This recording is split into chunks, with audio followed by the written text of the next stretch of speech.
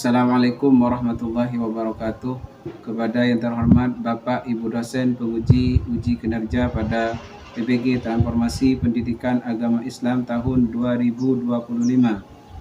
Perkenalkan, saya Imam Ghazali, guru Quran Hadis Mas Mambaul Ulum Poak Tolong Toraja, sekaligus mahasiswa PPG PAI Backspat tahun 2025 di LPTK Universitas Islam Negeri Maulana Malik Ibrahim dengan nomor peserta 20549661193001, NEM PPG 250109115418. Pada hari ini, Senin, tanggal 19 Januari tahun 2026, saya akan melaksanakan praktek pembelajaran dalam rangka penilaian uji kinerja di Mas Mambaul Ulum Poak kelas 10 dengan materi macam-macam sunnah.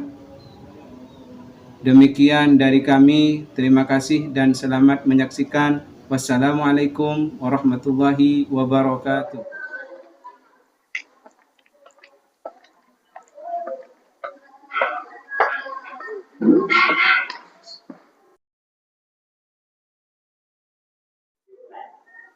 Assalamualaikum warahmatullahi wabarakatuh.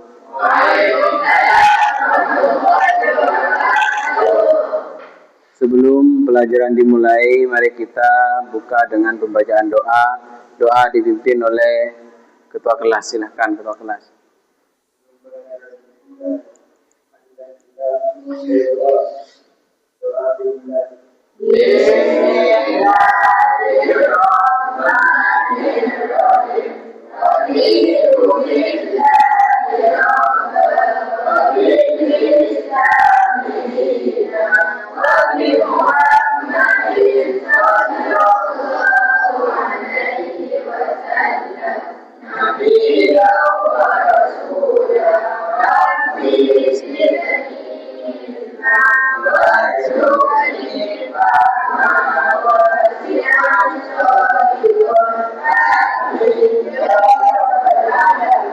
Baik, sebelumnya saya absen dulu. Adelia Isfi Aulia, Aimati Solihah, sakit. Dari kapan sakitnya?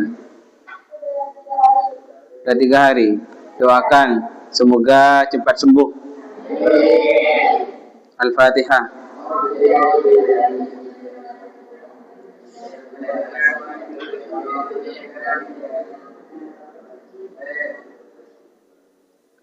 Alif Ramadhani,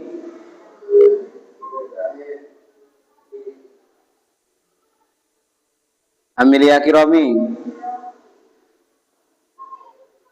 Maufiratul Hasanah, Muhammad Abdul Khalid, Muhammad Taufik, Nur Laila, Nur Laili, Robi'ah Adawiyah, Ulul Azmi, Umar Kalimul Hafiz, Selviana,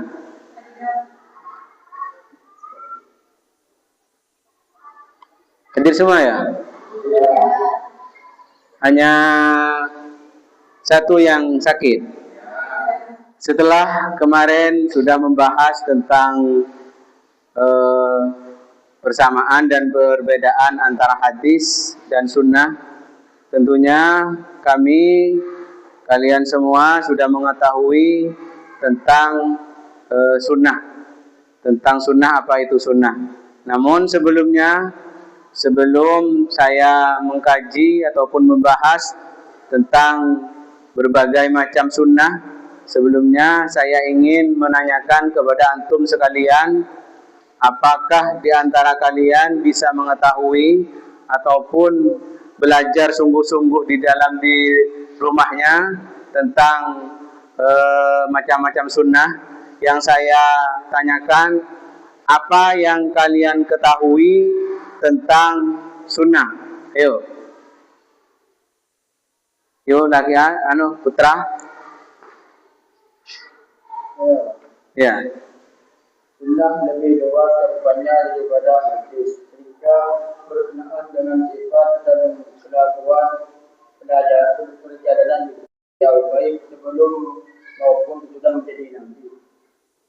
Ya benar, sunnah itu lebih luas cakupannya daripada hadis, karena sunnah itu mencakup dari segala hal yang terjadi pada Nabi Muhammad SAW, baik dari perbuatan, sikap, baik di masa sebelum beliau diangkat sebagai Nabi maupun sesudah diangkat sebagai Nabi.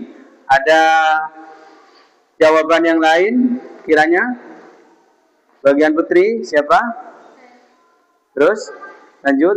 Kita sama dengan hati sama segala hal yang yaitu sunnah sama dengan hadis sama-sama segala hal yang dinukilkan dari Nabi Muhammad SAW, baik berupa perkataan, perbuatan, dan ketetapan. Sunnah sama halnya dengan hadis. Jadi ada beberapa ulama mengatakan bahwasanya sunnah dengan hadis itu tidak ada bedanya. Sama-sama kullu ma udifa minan nabi min aqwalin wa af'alin wa takririn. Setiap perbuatan, setiap perkataan, setiap ketetapan dari Nabi. Jadi sunnah dan hadis tidak ada bedanya. Baik, berarti kalian di rumahnya belajar dengan sungguh-sungguh, karena kemarin sudah diberitahu bahwasanya pertemuan sekarang akan membahas tentang macam-macam sunnah. Terus sebelum kita masuk pada pembahasan macam-macam sunnah ataupun keragaman sunnah, di sini perlu kita mengetahui tentang tujuan pembelajaran kita. Tujuan pembelajaran kita.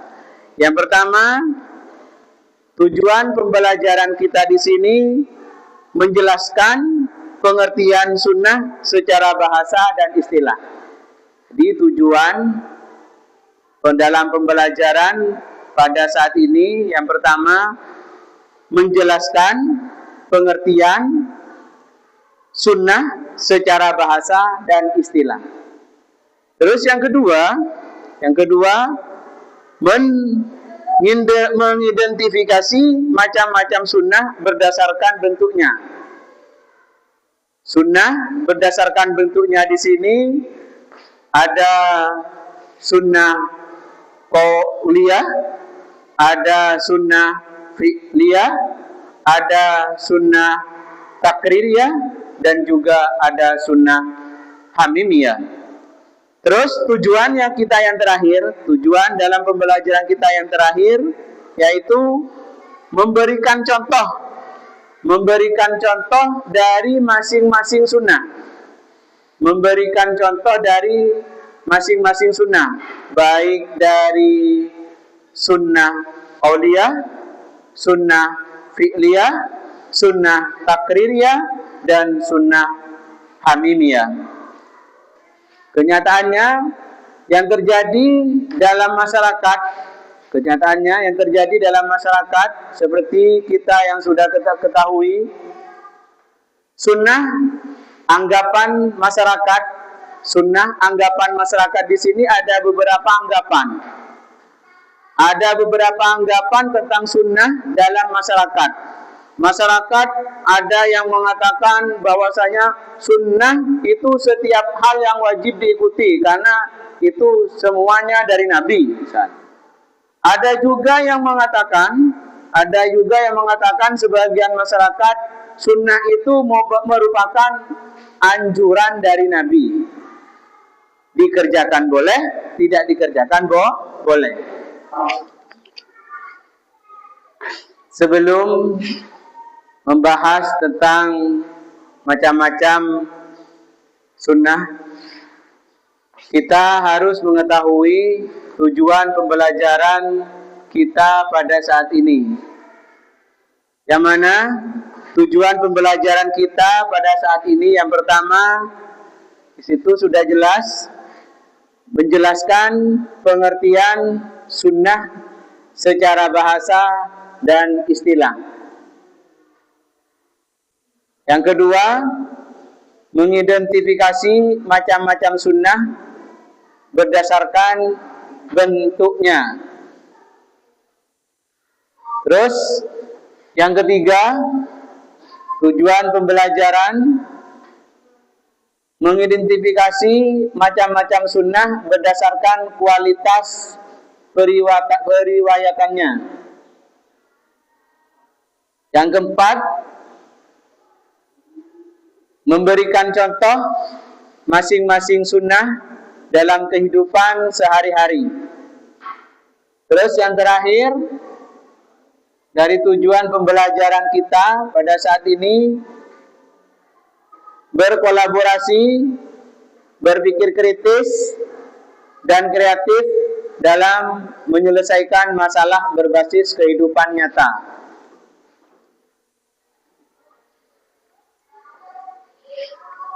Baik, setelah kita mengetahui tujuan pembelajaran kita pada saat ini, kita langsung masuk pada pembahasan pada saat ini, yaitu macam-macam sunnah. Namun sebelumnya saya akan menayangkan sebuah video yang menjelaskan tentang macam-macam sunnah.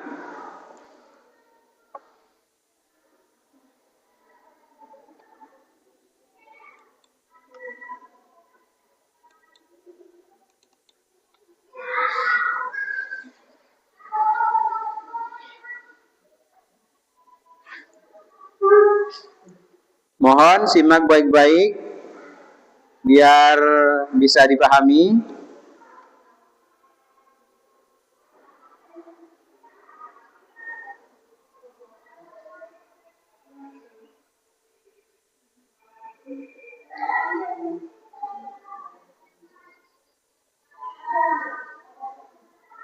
Macam-macam sunnah Rasul itu ada 4. Namun suatu amalan sunnah karena Rasul menyaksikan, karena Rasul memerintahkan, itu namanya sunnah qauliyah. Sunnah qauliyah. Paham? Yang kedua, perbuatan amaliyah itu sunnah karena Kanjeng Nabi mengerjakannya, melakukannya, mengamalkannya. Meskipun secara lisan Nabi tidak menyampaikannya, meskipun secara lisan Nabi tidak memerintahkannya, itu namanya sunnah fi'liyah. Apa? Sunnah fi'liyah. Yang ketiga, Rasul mungkin tidak memerintah secara lisan, Rasul juga tidak melakukannya, tapi sahabat mengerjakannya, dan Rasul mengiyakannya. Karena itu namanya juga sunnah. Sebab tidak mungkin kamu itu bid'ah lalu Rasul mengiyakannya. Rasul sahabat melakukan bid'ah oleh Rasul diiyakan. Untuk Rasul menyetujui, untuk Rasul menyetujui bid'ah dekat mungkin dilakoni sahabat. Senajan Nabi yang melakoni, yang orang lesan secara lesan, senajan pun dilakoni.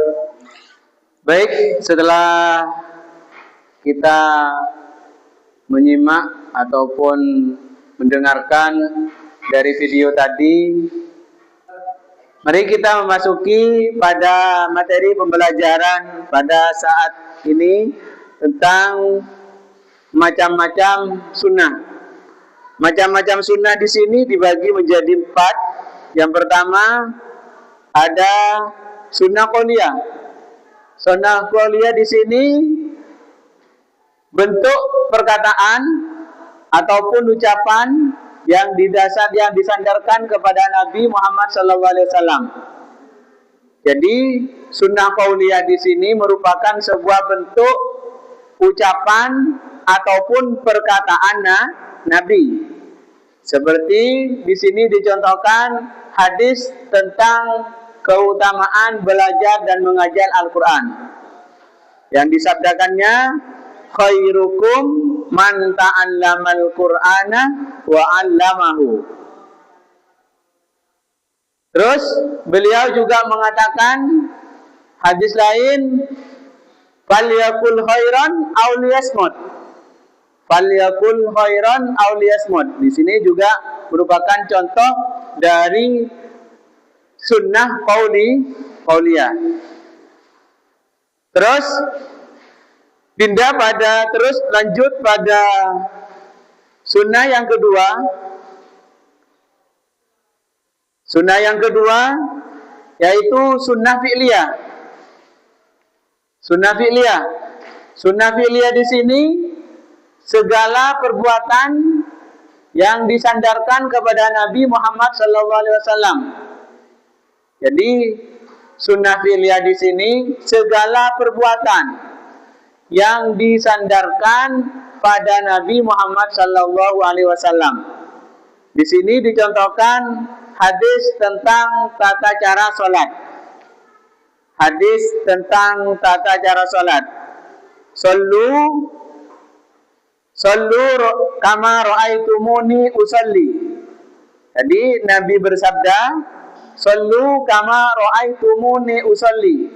Sholatlah kalian seperti halnya kalian melihat saya sholat, kata beliau. Jadi contoh dari sunnah fi'liyah di sini merupakan tata cara sholat Nabi yang harus dicontoh, yang harus ditiru oleh kita dalam melakukan sholat.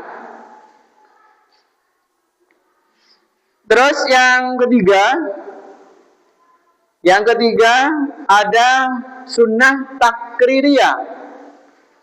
Sunnah takririyah. Yang ketiga ada sunnah takririyah. Sunnah takririyah di sini merupakan sunnah, jelas ya?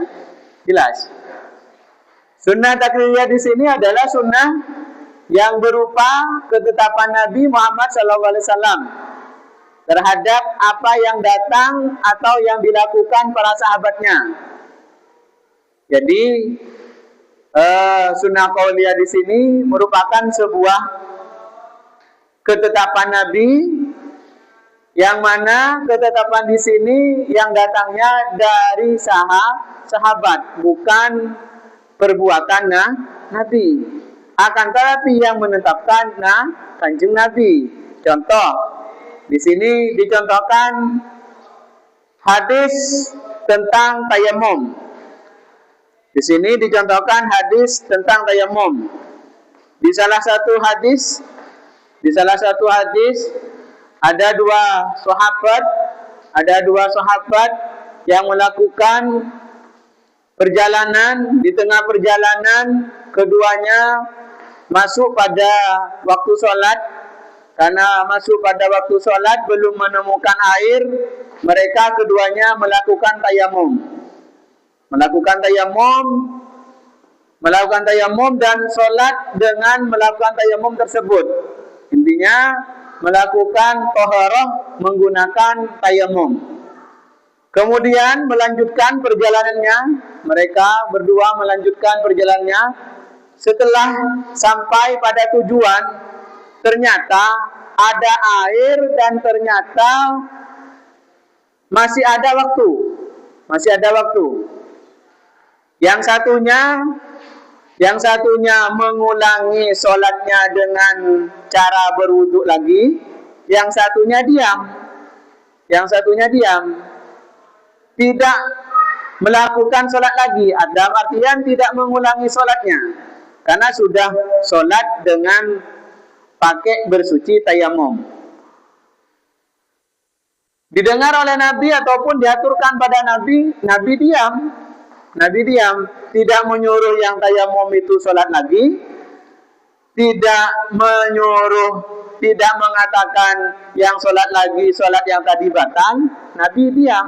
Akan tetapi Nabi mengatakan yang mengulangi sholatnya dengan wudhu, sholatnya memiliki dua pahala. Memiliki dua pahala. Yang pertama mengerjakan dengan tayamum, memiliki satu pahala.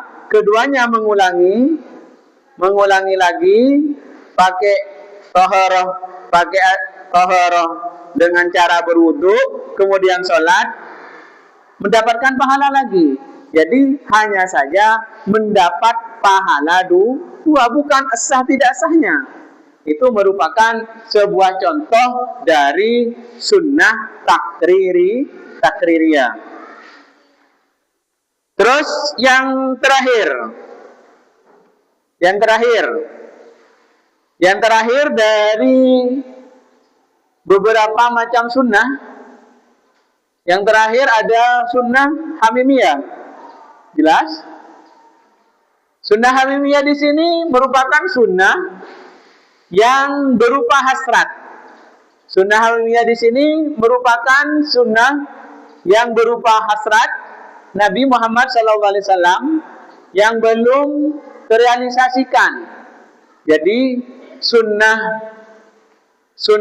hamimiyah di sini merupakan inisiatif yang tidak tercapai, inisiatif Rasul yang tidak tercapai.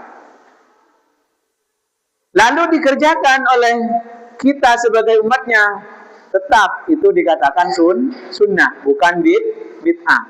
Karena hal tersebut sudah menjadi inisiatif, sudah diniatkan oleh Rasul. Contoh, di sini berpuasa pada tanggal 9 bulan Muharram. Berpuasa pada tanggal 9 pada bulan Muharram.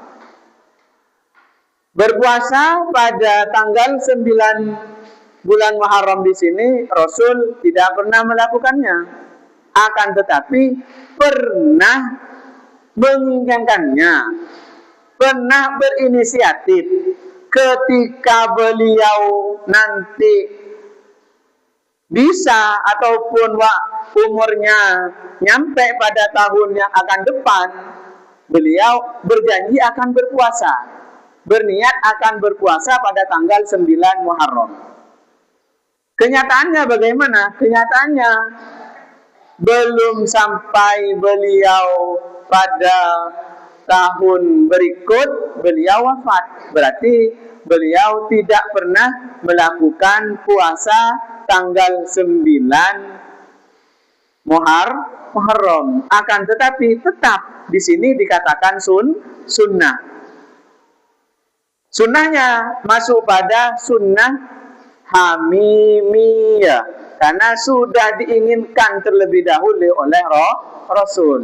Akan tetapi belum terlaksana. Selanjutnya setelah kita memahami dan belajar bersama tentang pembelajaran pada waktu sekarang, yaitu sunnah, macam-macam sunnah, saya akan mengevaluasi seberapa tinggikah ataupun seberapa mampukah kalian mengingat dan menerapi terhadap pembelajaran yang tadi. Jadi saya akan membentuk sebuah kelompok dan tugas di sini kerjakan secara berkelompok. Kelompok menjadi 4.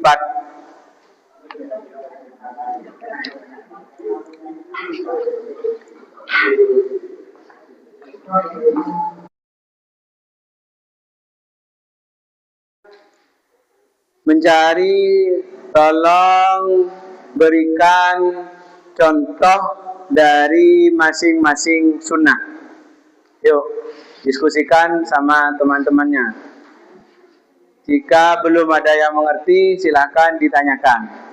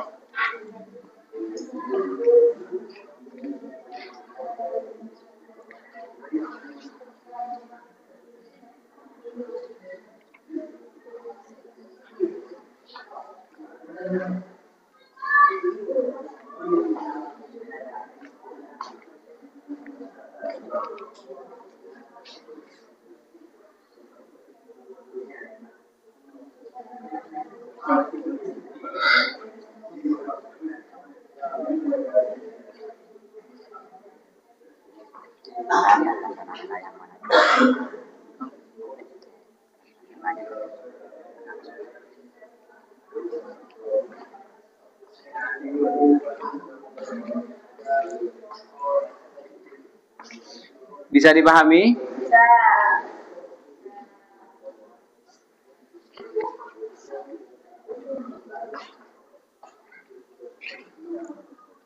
Kelompok 4 bisa dipahami? Bisa.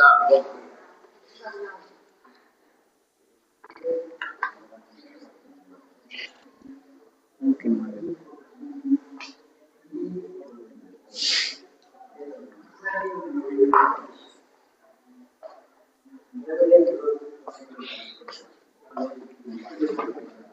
Ada yang tidak dimengerti?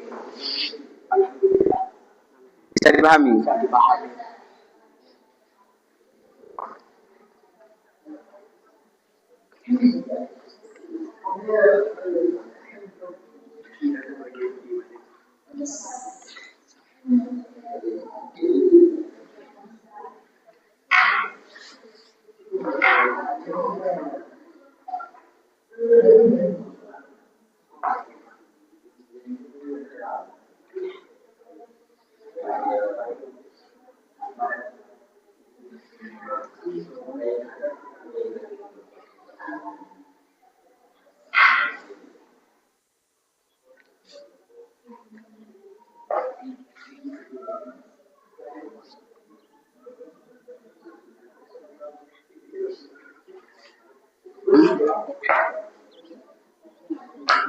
Masuk malah jam terakhir, Pak.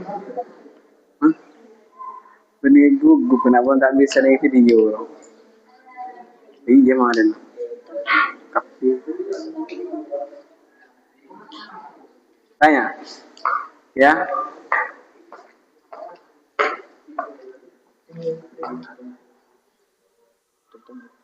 Adab.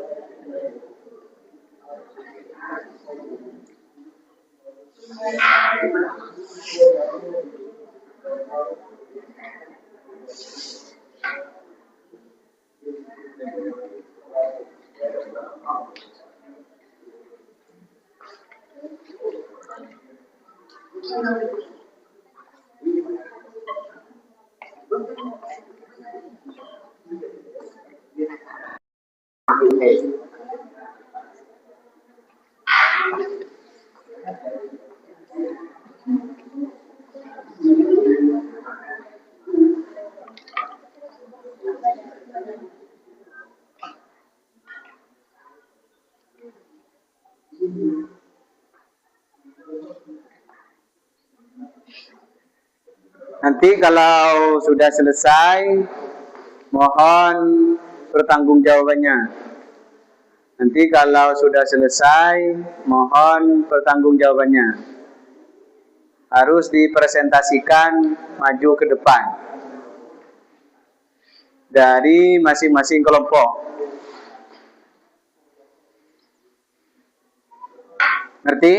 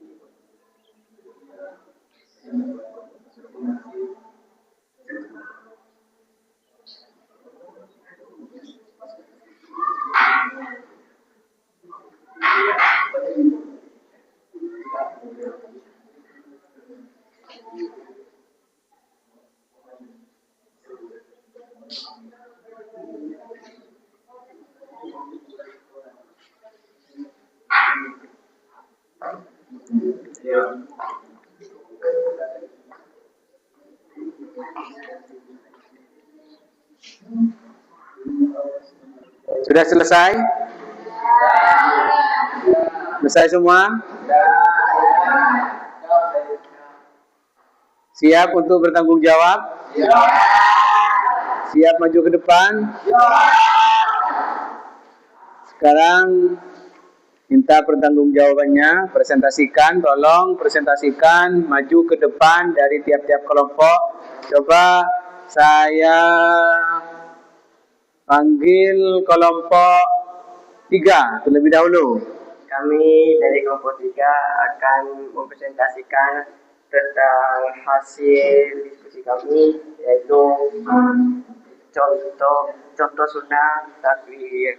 Ya, contoh sunnah takbir ya, hadis tentang Nabi atau hadis di awal. Beliau tidak memakannya, tetapi beliau tidak mengharamkannya. Sesuai hadis yang diriwayatkan Imam Bukhari dan Imam Muslim. Walakin lam yakun fi ardi qaumi kulu fa innahu halalun. Qala Khalidun فاجتررته وأكلته ورسول الله صلى الله عليه وسلم ينظر إلي رواه البخاري ومسلم. Baik, sekian yang bisa kami sampaikan. Sekian, terima kasih. Tepuk tangan.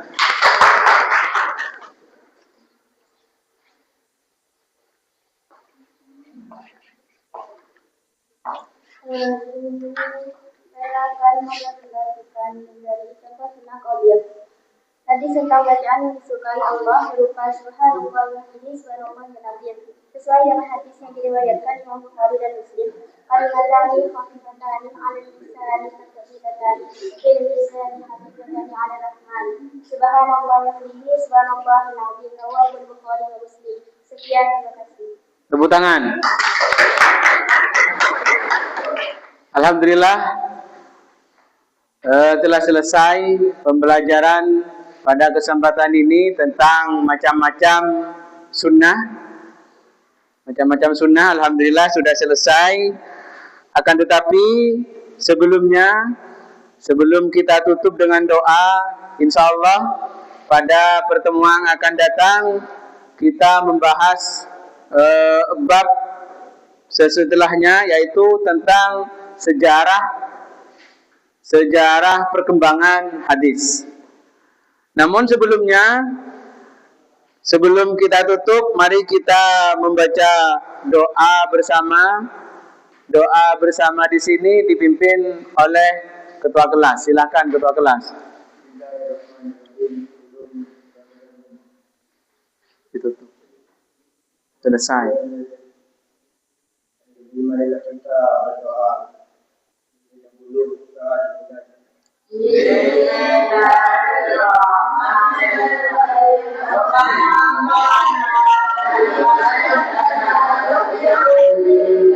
Alladzi yanfa'una rabbibatina wa batina wa qarabatina bidina ma ij'alna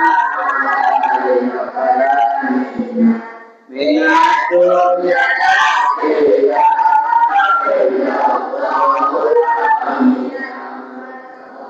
subhanahu wa ta'ala. Assalamualaikum warahmatullahi wabarakatuh.